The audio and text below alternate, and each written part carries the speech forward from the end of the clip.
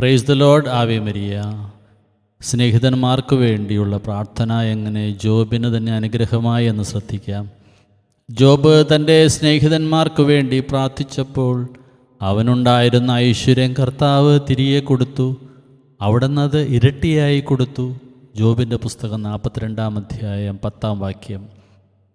2025 ആണ്ട് ജൂബിലി വർഷത്തിനൊരുക്കമായുള്ള ഈ 2024 പ്രാർത്ഥനാ വർഷം നമുക്കും നമ്മുടെ സ്നേഹിതർക്ക് വേണ്ടി ധാരാളം പ്രാർത്ഥിക്കാം.